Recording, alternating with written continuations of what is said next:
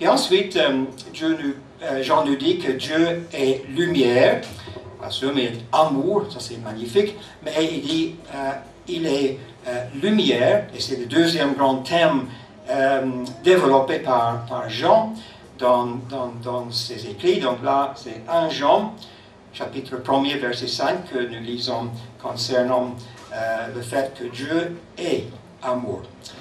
Alors, dans le contexte de ce week-end, et suite à notre présentation d'hier soir, Lumière dans l'obscurité, nous voulons considérer un petit peu ce matin cette deuxième phrase qui est reflétée un petit peu dans beaucoup de tableaux qui sont dans cette pièce ce matin. Dieu est lumière. Alors, nous allons lire ces quelques versets qui vont apparaître sur l'écran dans un instant. Voilà. Là, il y a Jean. Il y a un jeune qui peut nous lire les versets. Je peux lire les versets? Oui? Hein? Viens ici, à côté de moi. On s'en va.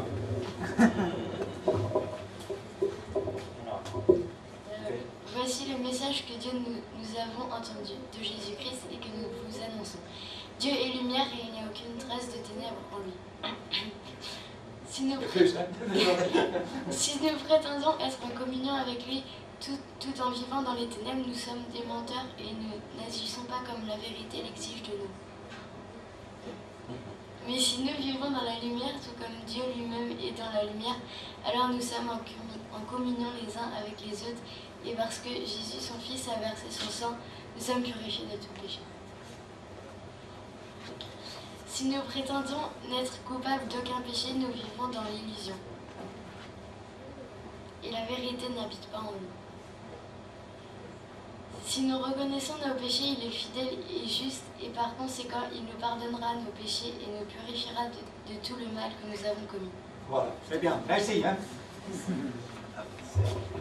C'est une surprise là quand une phrase, et puis bon, c'est pour ça que je ne voulais pas décourager. Hein. On va mettre en tout de suite. Hein, voilà. Mais petit à petit. Hein, et c'est comme ça que Dieu, parfois, nous guide dans la vie. Hein, c'est pas tout d'un coup comme ça, souvent. D'habitude, c'est petit à petit, hein, pas à pas, comme on dit. Alors, la phrase, donc, Dieu est lumière, pourrait nous donner l'impression que Dieu est quelque chose de vague, quelque chose d'impersonnel, quelque chose de mystérieux, même quelque chose de mystique. Hein? Mais par cette expression, Jean voulait dire, je pense, il voulait rappeler que Dieu est absolument saint, il est absolument juste et il est absolument pur. Donc, complètement lumière. Hein? Tout est clair en lui. Et dans la Bible, vous savez que les ténèbres, l'obscurité, symbolisent très souvent le péché, ce qui est à l'encontre de la volonté de Dieu, hein, et ce qui est impur, ce qui est honteux aussi. Et c'est pour ça que Jésus dit, les hommes préfèrent les ténèbres à la lumière, parce qu'ils savent que leurs actes sont parfois pas très honorables. Donc, ils ne veulent pas venir à la lumière, qui est Dieu, hein, pour que ces choses soient révélées. Alors, Dieu, si vous voulez, est tout le contraire des ténèbres, de l'obscurité. Il est lumière et il désire faire briller sa lumière dans le cœur de chacun de nous, dans notre obscurité personnelle.